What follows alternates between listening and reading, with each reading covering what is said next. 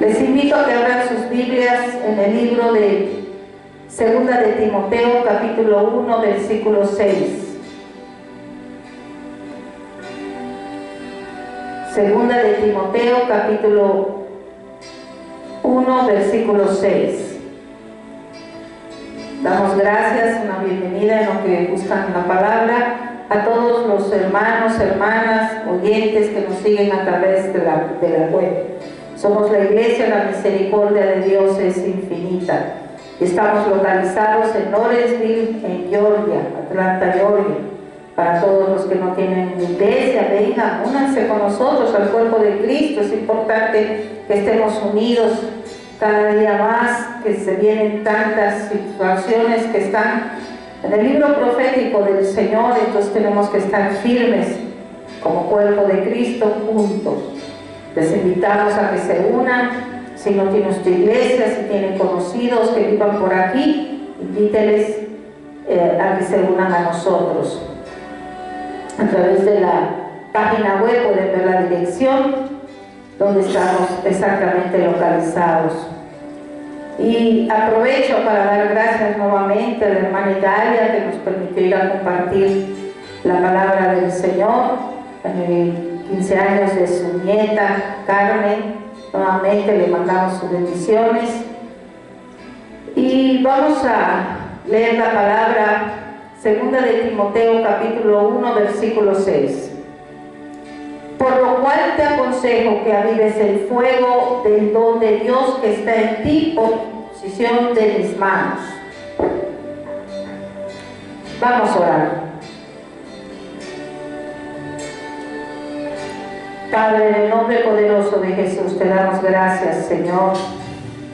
Oh poderoso Dios, por permitirnos estar nuevamente, Señor, aquí, Señor, en tu casa. Oh poderoso Dios, ayúdanos, Señor. Ministra nuestras vidas, Padre. Que seas tú guiándonos, Padre. Abre los ojos del entendimiento, Padre, en cada uno de nosotros, Señor. Que tu palabra fluya con poder, Señor. Te lo pedimos, Señor, en el nombre de Jesús.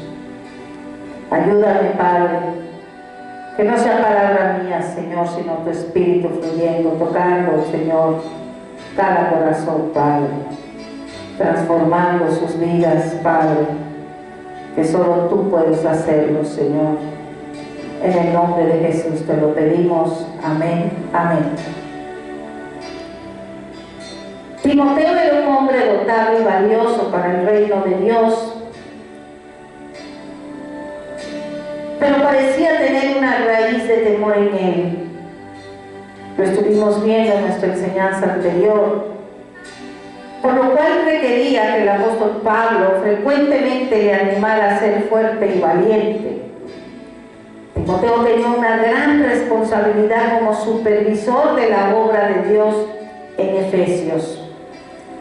Y el apóstol Pablo le enseñó a Timoteo a no huir de las confrontaciones que continuamente sucedían ahí. Esto era algo que Timoteo, siendo la persona que era, necesitaba escuchar. Es por lo cual que nuestra enseñanza se titula Despierta y actúa. Despierta y actúa. Esa es nuestra octava enseñanza en todo lo que estamos viendo de los cristianos en depresión. En mi caminar con Cristo he increpado a muchas personas con la autoridad que Dios nos da y en amor a que se vuelvan a los caminos del Señor, a que no tomen el nombre de Dios en vano, a que pongan a Dios primero por sobre todas las cosas y termina siendo un odioso para ellos. ¿Por qué? Cito Proverbios capítulo 9 versículo 8. No reprendas al escarnecedor para que no te aborrezca. Corrige al sabio y te amará. Ven como dice, no reprendas al escarnecedor. Escarnecedor es una persona altiva, una persona egocéntrica y amador de sí mismo. Y el mismo Señor te dice, ni le reprendas. Miren qué tremendo. Ni le reprendas, te dice el Señor. Tan sin embargo, Timoteo, dentro de sus dudas y debilidades, como cualquier ser humano puede tener, en una persona sabia. Cito Proverbios 9, versículo 9, el siguiente. Dice así: da al sabio y será más sabio. Enseña al justo y aumentará su saber. Y así Timoteo, como persona sabia y justa, entendió a través de las palabras del apóstol Pablo que lo que necesitaba en su vida era avivar el fuego del don de Dios. En el mundo siempre decimos, aconseja al sabio y lo harás crecer, aconseja al necio y te lo echas enemigo. Hay muchos que aparentan ser valientes cuando en realidad solo son fanfarrones, y lo que está en el interior de ellos no es más que dolor e inseguridad, cubriendo esto con una agresiva actitud. Y yo les digo, sal de ese caparazón y sé valiente ante lo que el Señor te ofrece, la salvación. ¿A dónde quieres que vaya tu alma en el momento que Dios decida que tu tiempo ha terminado aquí en la tierra? Solo hay dos opciones: al cielo o al infierno. No hay punto medio. Y Timoteo tenía el don de Dios, como cada uno de nosotros en diferentes maneras, pero ese don o dones se tienen que avivar. Algunos esperan pasivamente a que Dios les use, pero Dios está esperando a que ellos mismos aviven el don que Él les dio. Cuando usted prende una llama, es necesario seguirla avivando para que no se apague, ¿no es así? Así son los dones que Dios nos da. Dios quiere que mantengamos nuestros dones ardiendo fuertemente para Él. No podemos saber si ciertamente Timoteo había perdido su primer amor. Sin embargo, como todo cristiano, necesitaba un incentivo para mantener el fuego ardiendo en toda su intensidad. Estamos estudiando, como les decía, síntomas y causas del cristiano deprimido. Hay quienes no admiten que existe esa condición, sin embargo, es una realidad. Hay muchos cristianos así. Lo vimos cuando el apóstol Pablo entregó a los corintios, ¿recuerdan? En 1 Corintios, en el capítulo 3, lo vamos a leer nuevamente del 1 al 3. 1 Corintios 3, del 1 al 3. Él les dijo así: de manera que yo, hermanos, no pude hablaros como a espirituales, sino como a carnales, como a niños en Cristo. Os di a beber leche y no vianda, porque aún no erais capaces, ni sois capaces todavía, porque aún sois carnales. Pues habiendo entre vosotros celos, envidias, contiendas, disensiones, ¿no son carnales y andáis como hombres? Y un tiempo antes, recuerdan, en el capítulo 1, él les elogiaba por los dones que tenían y porque estaban bien cimentados en el Señor, pero se descuidaron. Las mismas enseñanzas nos los muestran tanto en el Antiguo como en el Nuevo Testamento.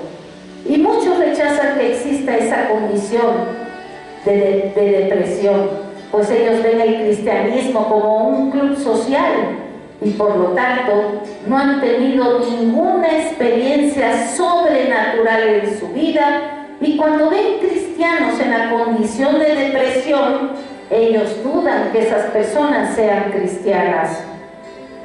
Pero como vemos a través de las Escrituras, sí existe esa condición, y el mismo apóstol Pablo lo pudo percibir en algunos hermanos del pueblo de los Corintios. Ellos eran salvos, habían recibido muchos dones, pero se descuidaron. Ya hemos considerado varias causas de esa condición a través de los 8 temas, 7 anteriores que hemos visto, y en realidad son infinitas. no termina. Sabemos que hay un adversario que no descansa, que es sutil y poderoso, que nos conoce muy bien, incluso podríamos decir que mejor que nosotros mismos, y cuyo único gran objetivo y esfuerzo es desvirtuar la gloria de Dios y la gloria del Señor Jesucristo. Y su objetivo es que el pueblo cristiano esté deprimido y sea infeliz. Cuando evangelizamos y hablamos con las personas, podemos ver cómo el mundo juzga a Dios y al Señor Jesucristo en todo tiempo y lo acomodan a sus criterios. Es tremendo, da dolor. Y al mismo tiempo juzgan al pueblo de Dios porque pueden percibir algo diferente y te increpan diciendo, no, dicen, todos somos hijos de Dios, y no es así. Todos somos creación de Dios, pero no todos son hijos de Dios. Entonces, para ellos, el simple hecho de llamarnos cristianos constituye una atribución y un desafío. Pero es una realidad. Hemos dicho que nosotros no necesitaríamos evangelizar si reflejáramos la paz que Dios nos da, el gozo que Él nos da, su plenitud. Pero debido a que en la Grey hay muchos cristianos deprimidos, la imagen que reflejan es deprimente, y entonces los inconversos se jactan y dicen, ¿a eso le llaman cristianismo? ¿A eso nos están invitando? Estoy mejor así como soy. Terrible. Hemos visto que el diablo logra muchas veces también que nos concentremos en el pasado, en algún pecado que cometimos, en el tiempo que hemos desperdiciado. Y como lamentamos todo eso y por afligirnos en cuanto al pasado, somos desechados en el presente. Y si esto no funciona, entonces el diablo cambia de táctica y trata de deprimirnos en el presente, llenándonos de temores y de presagios en cuanto al futuro. Vamos a ver ahora algo que está relacionado también con el temor y las aprensiones respecto al futuro. Y son los sentimientos en la vida cristiana. Los sentimientos causan depresión espiritual e infelicidad en la vida cristiana, así como lo escuchan. Uno de los más grandes problemas de nuestra vida, y no solo para los cristianos, sino para toda la gente, es el manejo adecuado de nuestras emociones y de nuestros sentimientos. ¿Cuántas tragedias, desdichas e infelicidad se encuentra en el mundo simplemente porque la gente no sabe cómo manejar sus propios sentimientos? El hombre está constituido de tal manera que los sentimientos ocupan un lugar prominente.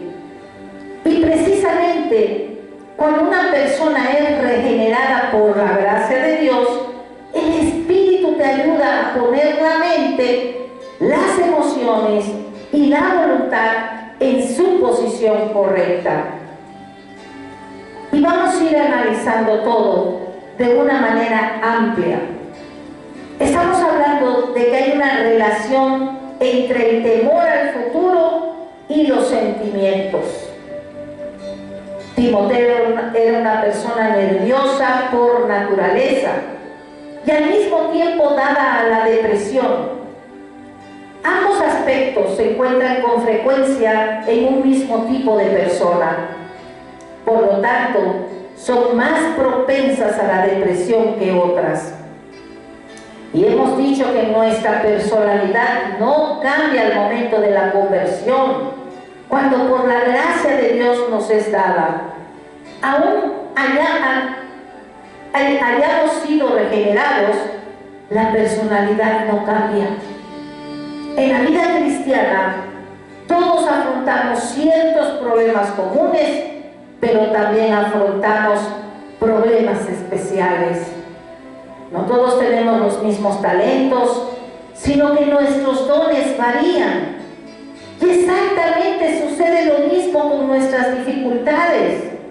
Se podría decir que cada corazón conoce sus propias amarguras y cada hombre tiene una carga que llevar. Todos somos diferentes, convivencias diferentes. Ahora, es muy importante entender dónde intervienen los sentimientos, cuál es su lugar y dónde deberían estar en la vida cristiana. Debemos entender que los sentimientos siempre van a estar presentes, tienen que estarlos. Pero tenemos también una gran verdad que el apóstol expuso a los romanos. Cito a Romanos, capítulo 12, versículo 2. Miren cómo nos dice el apóstol. No os conforméis a este siglo, sino transformaos por medio de la renovación ¿de qué? De vuestro entendimiento, para que comprobéis cuál sea la buena voluntad de Dios, agradable y perfecta. El Evangelio de Jesucristo es tan grande y glorioso que toma al hombre en su totalidad y no solo una parte de él. Y esto nos enseña que nuestros sentimientos, lo mismo que nuestra mente y nuestra voluntad, deben estar activamente involucrados. Por eso dice el apóstol, transformaos por medio de la renovación de vuestro entendimiento. Pero es muy importante señalar que deben estar en el orden correcto. Primero es la mente, donde entra la luz del Evangelio, posteriormente entra el corazón y finalmente a la voluntad. Y en el corazón están los sentimientos. En el momento que la verdad del Evangelio llega a ti a través de la luz del Señor en tu mente, posteriormente esa gran verdad entra en tu corazón y sientes una gran gratitud por ese regalo inmerecido que has recibido. Y en automático tienes la voluntad de servirle a aquel que con tanto amor dio su vida por ti. Si no ha sucedido eso en su vida, convendría que examinara nuevamente los fundamentos de su creencia. Una de las cosas más impresionantes que efectúa la conversión es sacarnos de una fosa horrible. Cito Salmos, capítulo 2, versículo 11.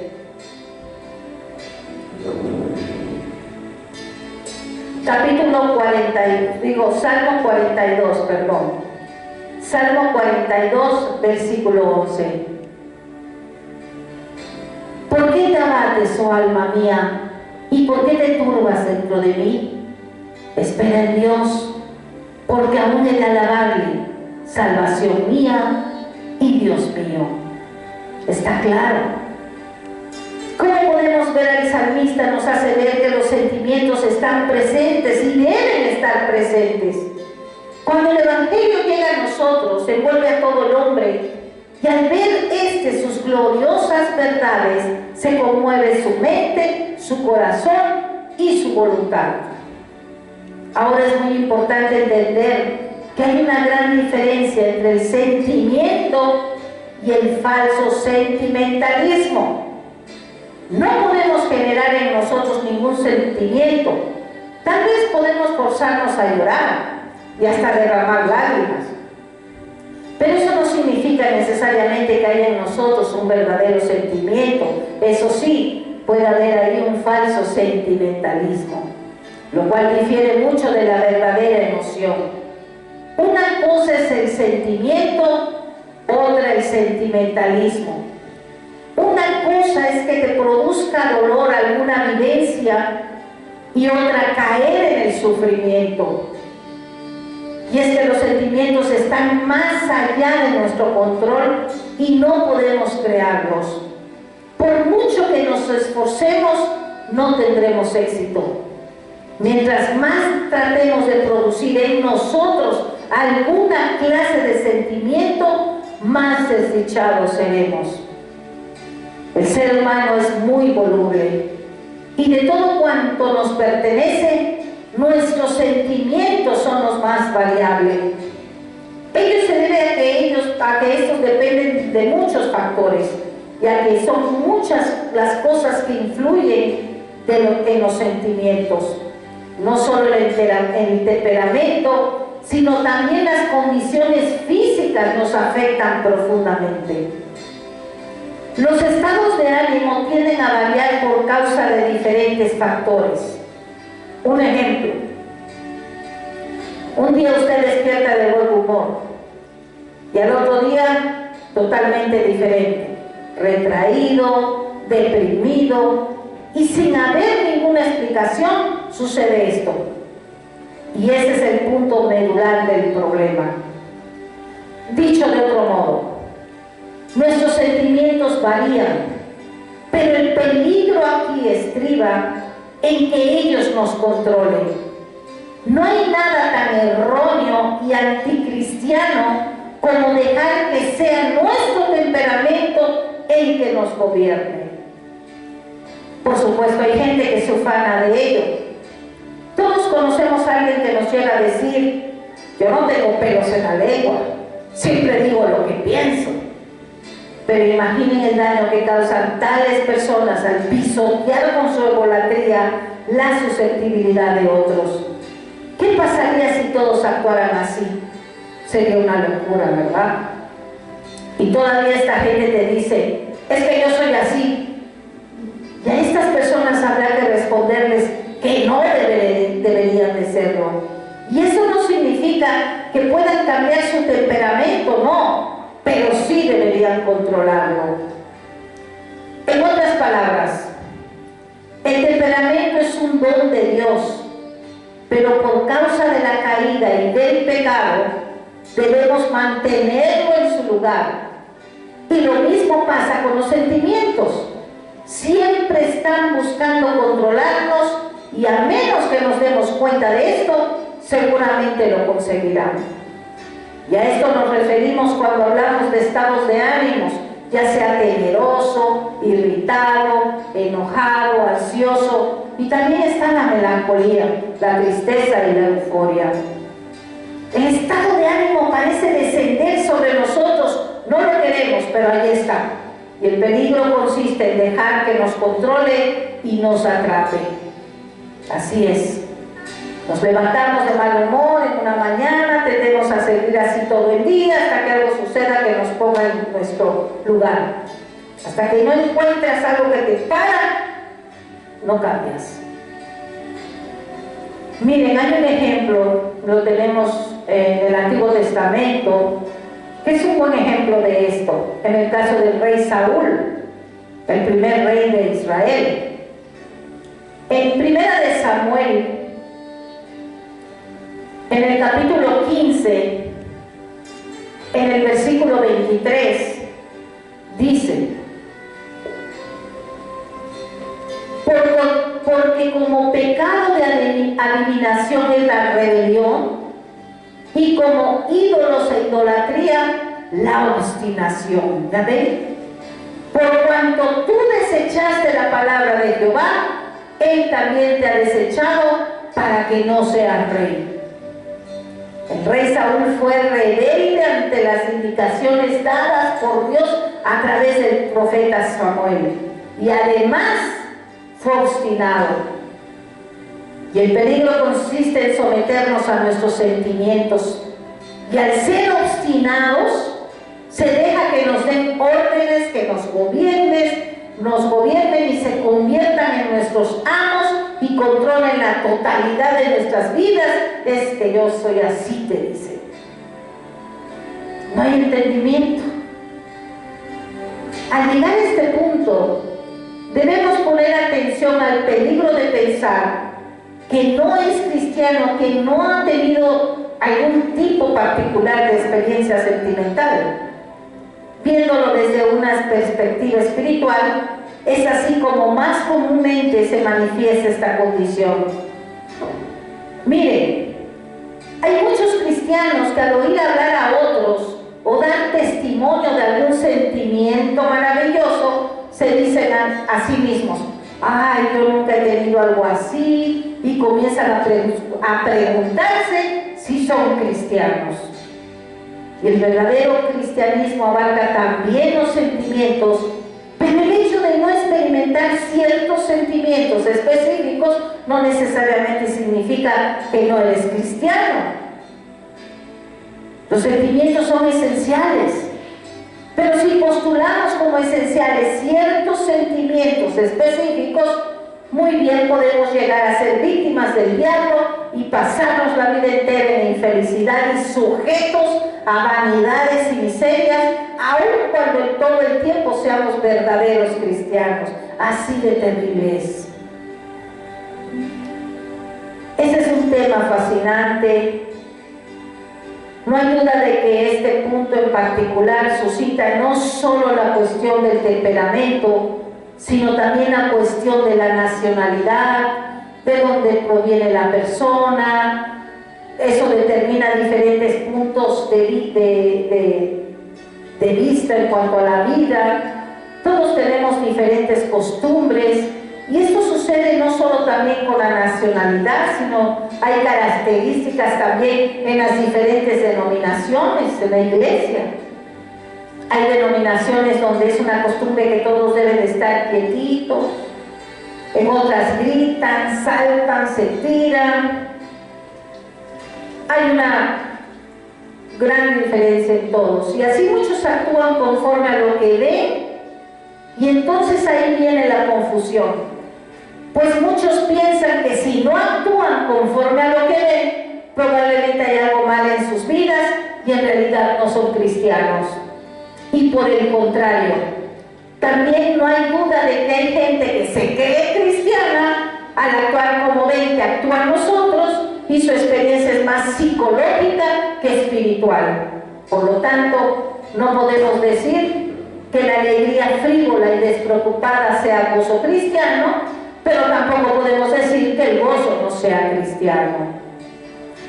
Y es por esa razón que debemos apegarnos a lo que dicen las Escrituras.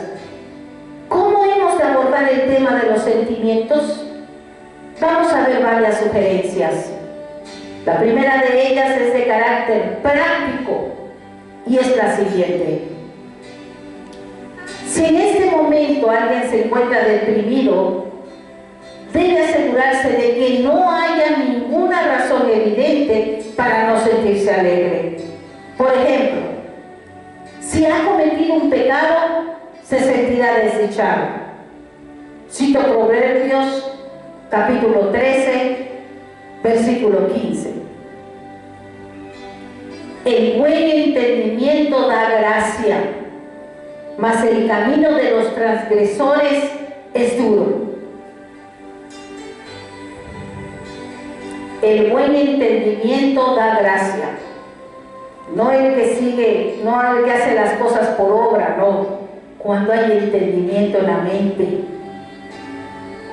Mas el camino del que peca es duro.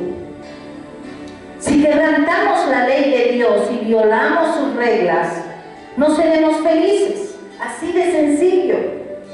Si pensamos que podemos ser cristianos y al mismo tiempo hacer nuestra voluntad según nuestros propios gustos y disgustos, nuestra vida cristiana va a ser muy miserable.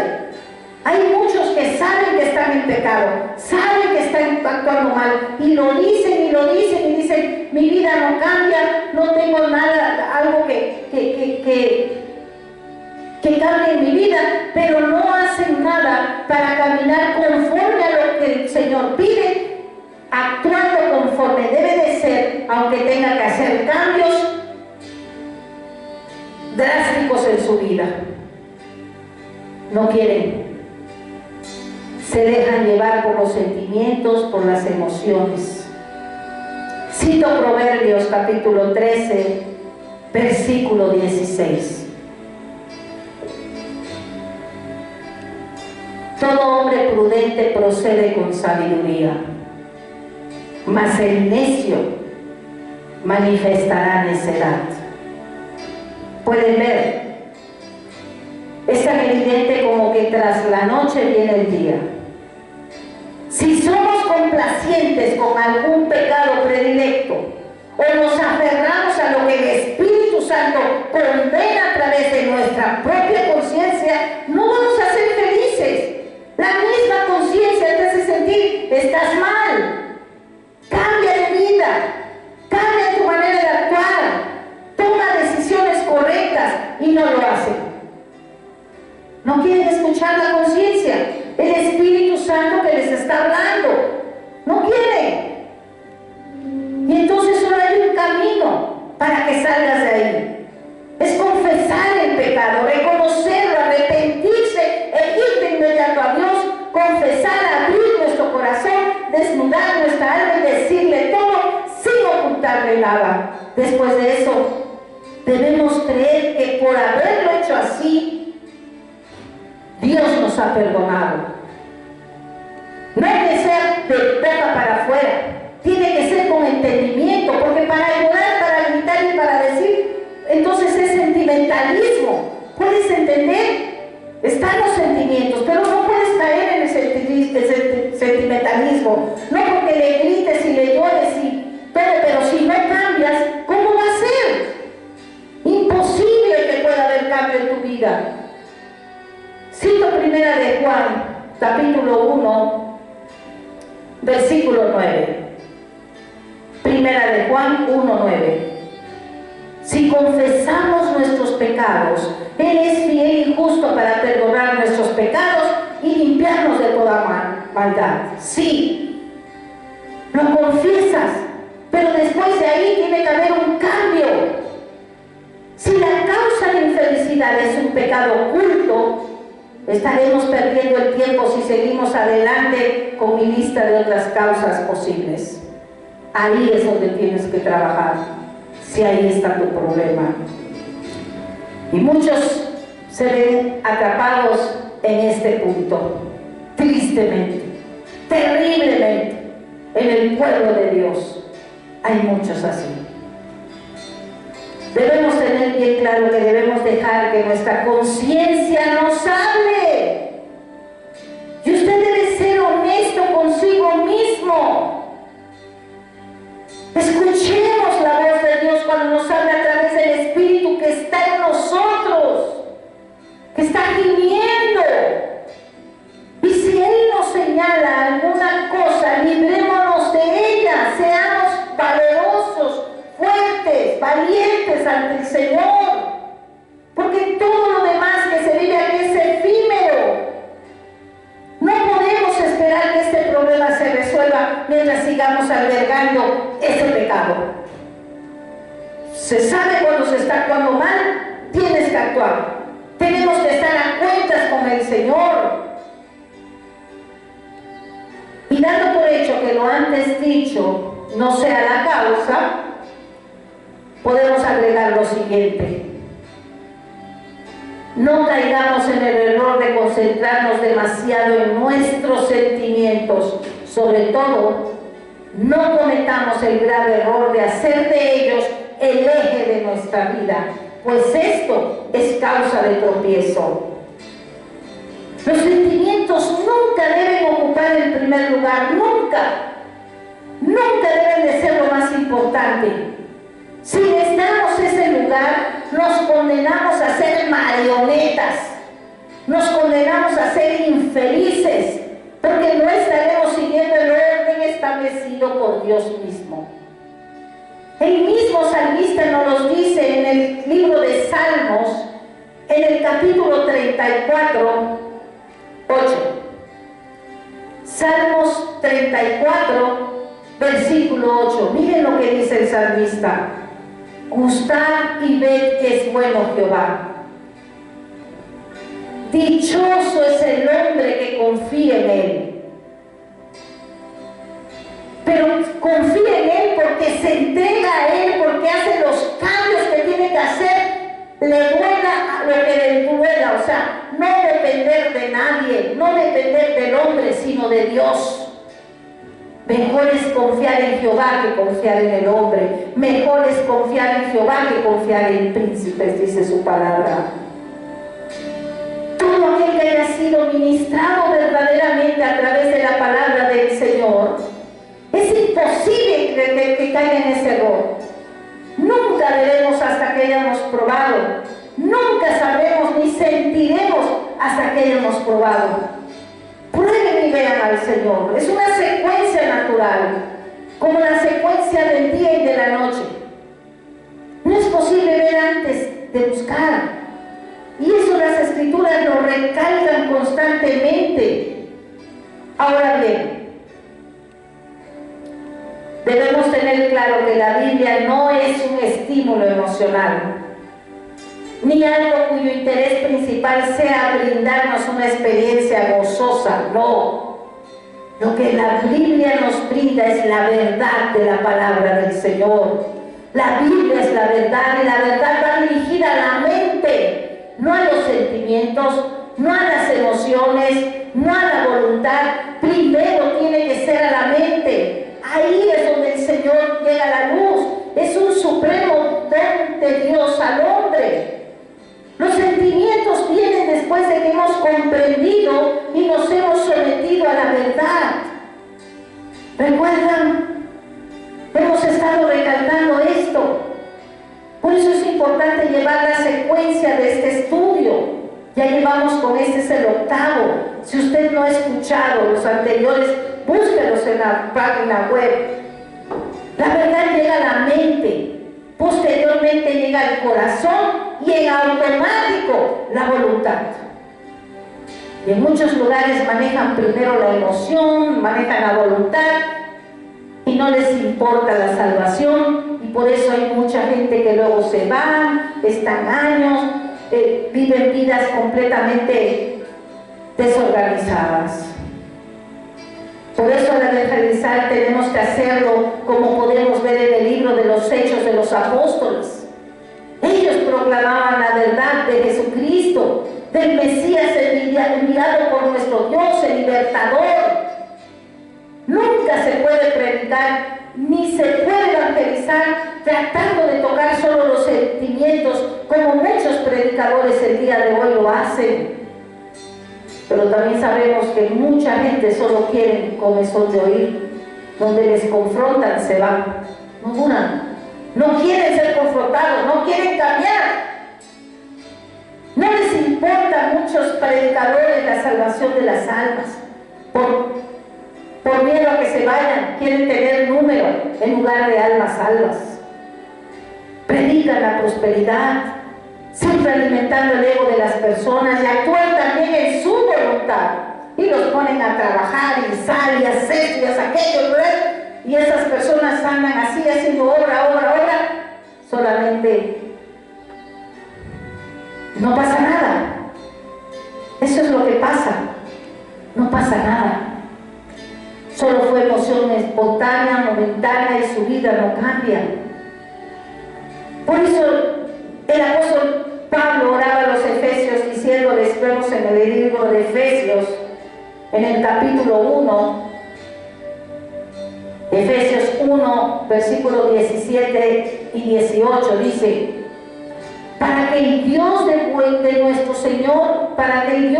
Señor Jesucristo, el Padre de gloria, os dé espíritu de sabiduría y de revelación en el conocimiento de Él, alumbrando los ojos de vuestro entendimiento, o sea, la mente, para que sepáis cuál es la esperanza a que Él os ha llamado y cuáles las riquezas de la gloria de su herencia en los santos.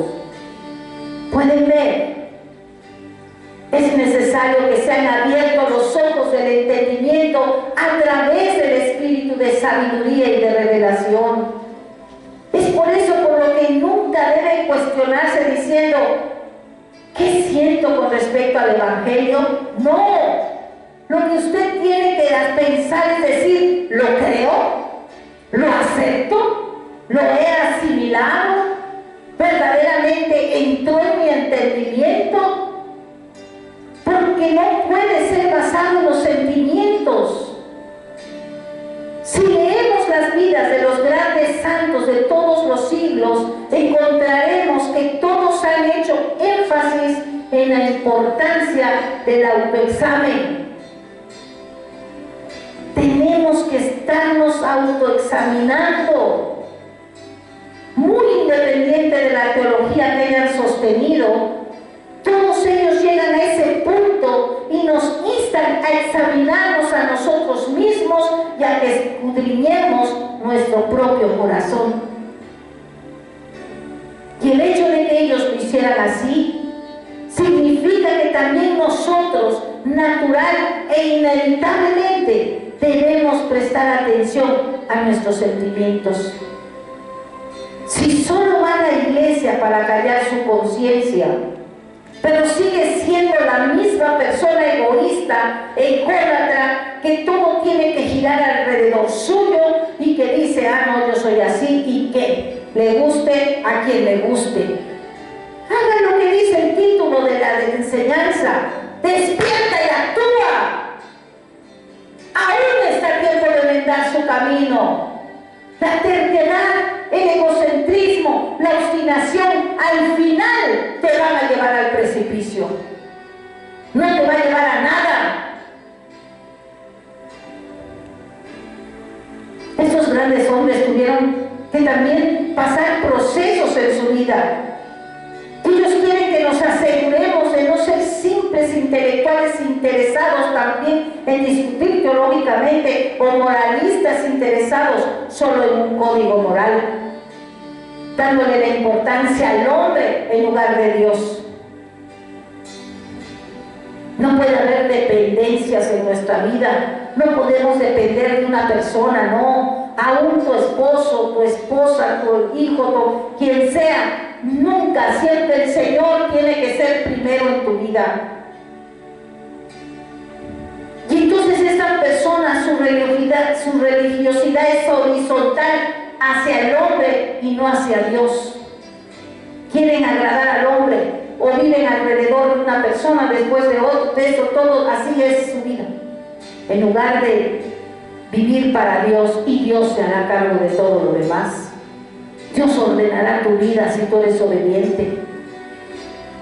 Pero el ser humano siempre tiene la tendencia de darle demasiada importancia a los sentimientos. Ay, no, pero es que me voy a sentir. Ay, no, pero que no sé. Y ahí caen.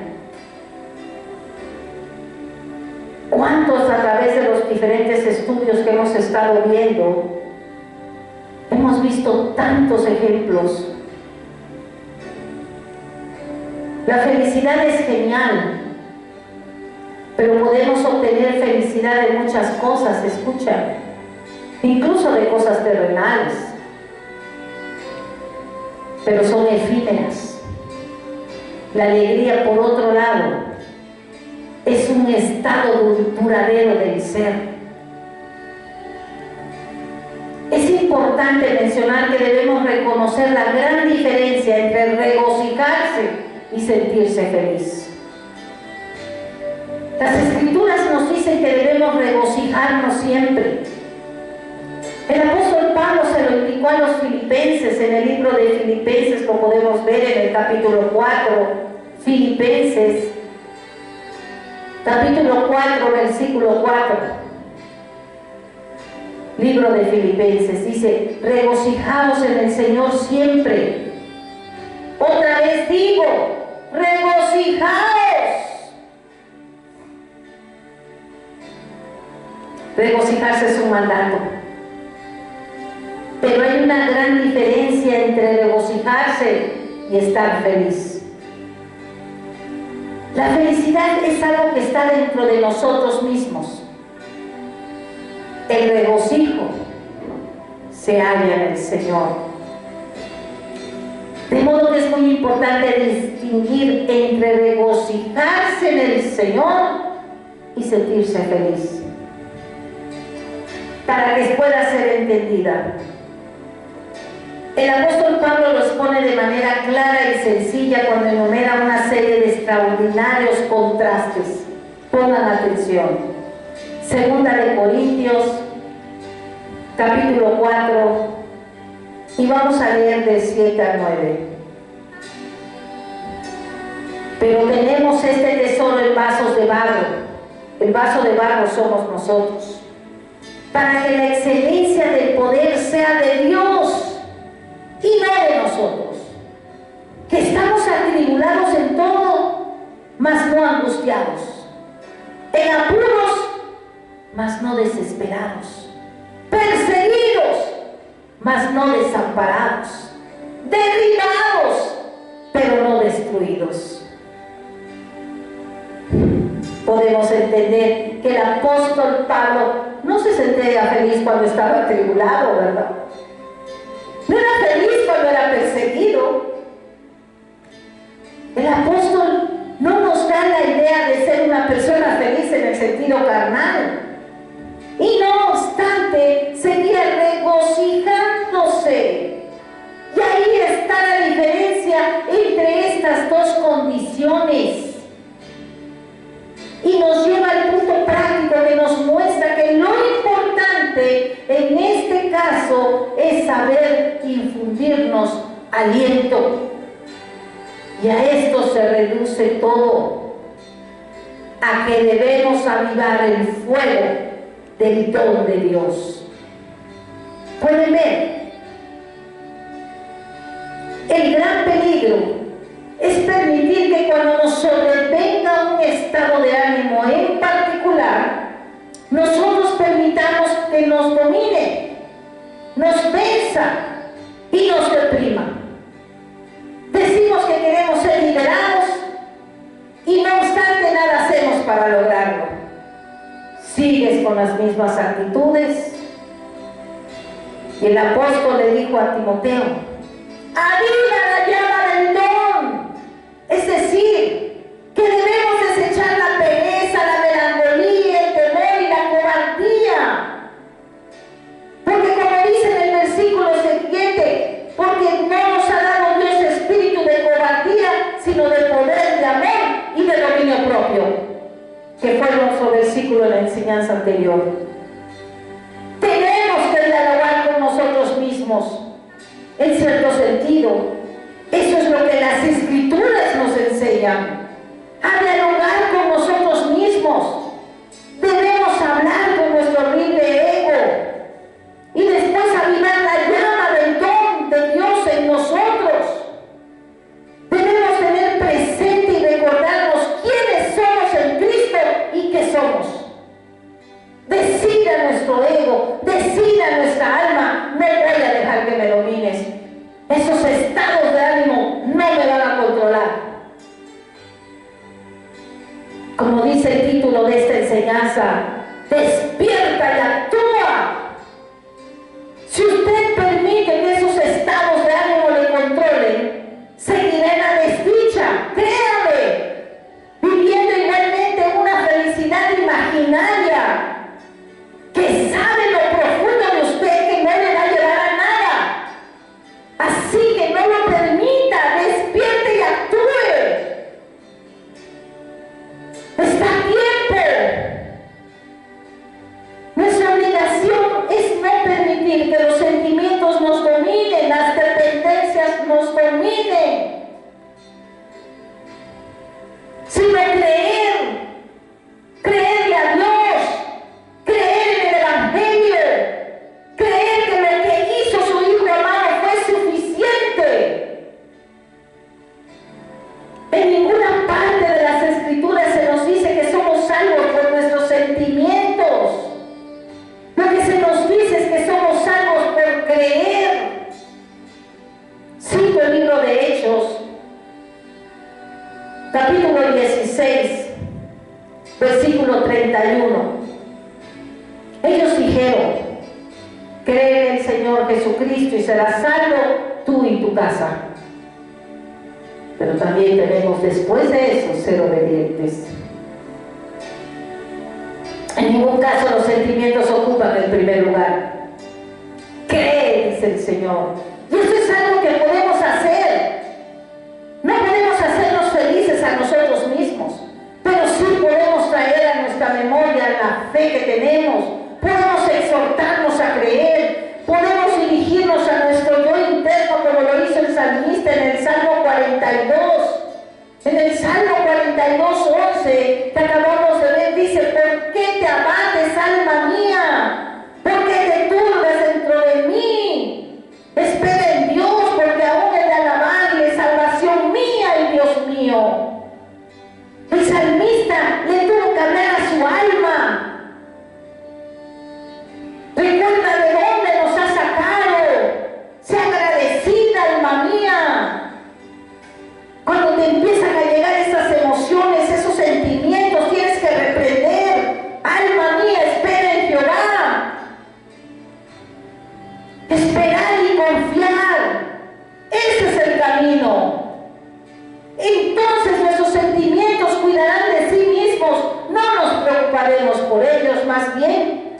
dialogamos con nosotros mismos. Y aunque el diablo pueda sugerirnos que no somos cristianos porque no mostramos ningún sentimiento, tenemos que decir: yo creo en las Escrituras, creo en la palabra de Dios que es verdadera, en ella pondré mi confianza, venga lo que venga, en ella confiaré. Voy a ser obediente a lo que el Espíritu me está indicando, voy a cambiar. Hay procesos, pero vemos la mano de Dios cuando eres obediente. Pongamos en primer término nuestra fe y aferrémonos a ella. En cualquier circunstancia, los hijos de luz caminan hacia adelante, no se compadecen a sí mismos. El hijo de luz avanza a pesar de la oscuridad. Y aunque en ese momento no ve el rostro del Señor, sabe que Él está allí y por lo tanto sigue adelante. Son desiertos que tenemos que pasar. Si realmente queremos ser felices y bendecidos por Dios, si realmente queremos conocer el verdadero gozo del cristiano, he aquí la receta. Cito Mateos capítulo 6, versículo 5. Ese era el sermón del monte. Mateo capítulo 6, versículo 5. Bienaventurados los que tienen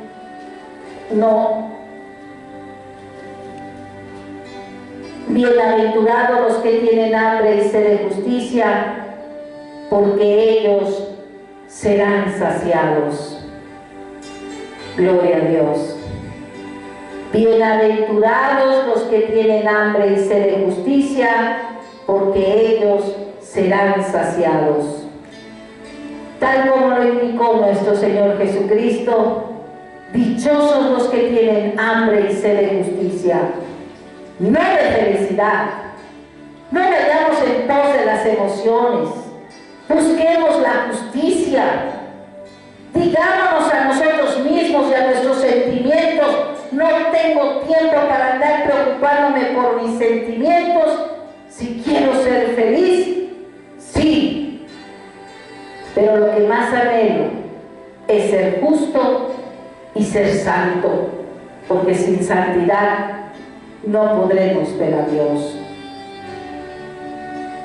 Y tienes que decir y tienes que sentir: quiero ser como mi Señor que murió por mis pecados, vivir en ese mundo que Él vivió, pasar por este mundo como Él lo hizo. Cito primera de Juan, capítulo 2, primera de Juan, capítulo 2. Versículo 1 al 6. Hijitos míos, estas cosas os escribo para que no pequéis. Y si alguno hubiera pecado, abogado tenemos para con el Padre, a Jesucristo el justo.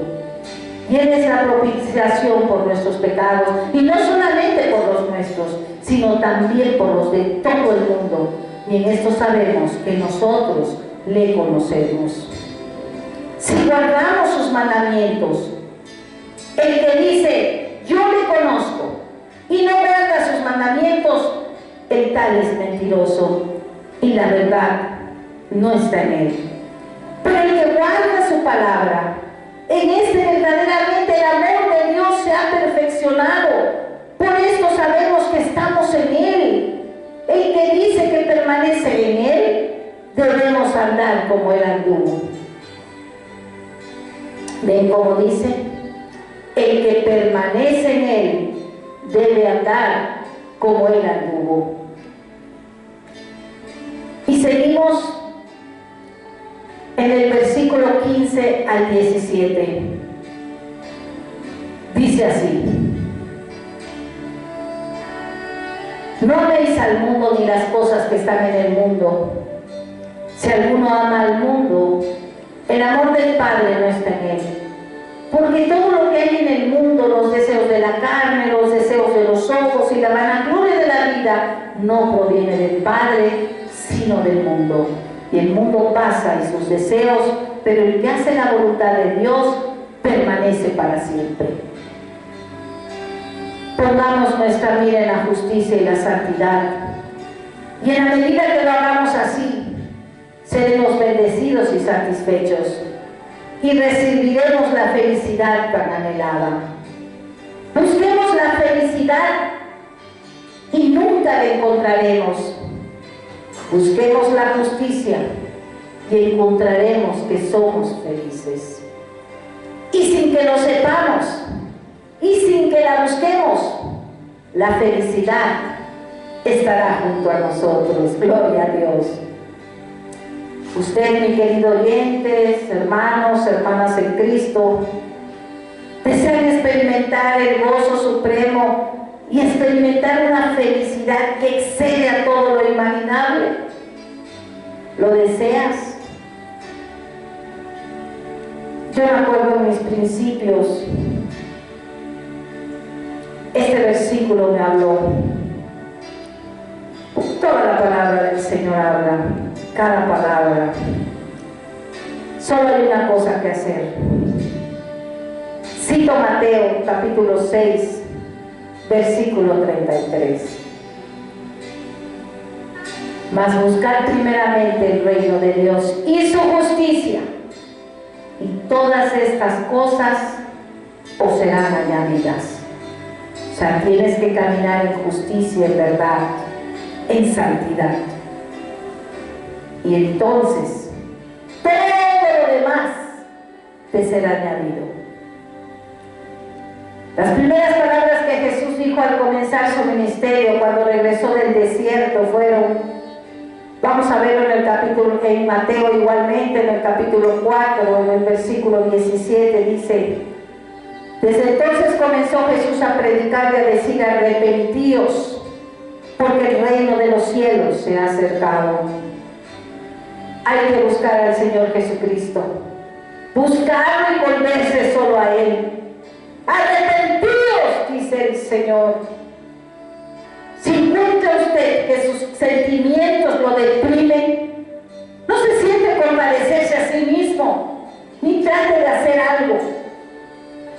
Lo esencial es acudir directamente a Él y buscar su rostro, a la manera del niñito que desdichado y triste porque algún otro le ha arrebatado o le ha roto su juguete, acude presuroso a su padre o a su madre llorando.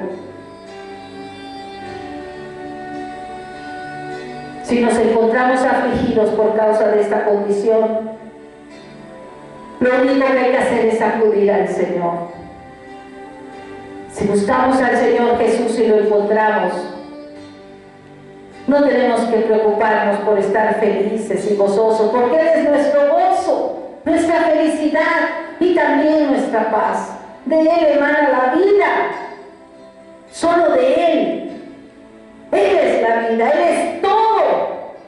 No permitamos, por lo tanto, que Satanás, el Señor, nos reprenda, nos incite y nos lleve a poner los sentimientos como centro de nuestra vida y sea usted una marioneta. No. El único que tiene derecho a estar allí es el Señor de la gloria, que tanto nos amó que ascendió a la cruz y murió por nosotros, llevando a cuestas el castigo y la vergüenza de nuestros pecados. Busquémosle, busquemos su rostro y todo lo demás vendrá por añadidura. Y una vez más te digo, despierta y actúa. Demos gracias a Dios. Seguiremos en nuestro estudio en la próxima semana con ayuda de Dios. Inclinen su rostro ahí donde están. Vamos a orar. Padre, en el nombre poderoso de Jesús, aquí estamos, Señor, dándote gracias por tu palabra, Padre. Palabra de vida, Padre. Palabra que nos exhorta, Señor, a no depender de nuestros sentimientos, Padre, sino depender de ti, que tú eres todo, Señor. En ti, de ti fluye la vida, Señor, la paz, el gozo, todo, Señor. Oh Padre, yo oro por todos los que están aquí presentes y los que van a escuchar y los que están escuchando a través de la web en este momento. Obra en sus vidas, Señor, que puedan entender, Padre Santo, abre los ojos de su entendimiento, Padre, que tu palabra, Señor, es palabra de poder, Señor. Oh poderoso Dios, te lo pido, Señor, que no sean, Señor, como las olas, Señor, un día arriba, otro día abajo, Señor, sino firmes en la roca que es tu Hijo amado, Señor. En el nombre de Jesús te lo pido, Padre, que esta palabra de poder sea un parteaguas en su vida, Señor. En el nombre de Jesús te lo pido, Padre. Amén. Amén.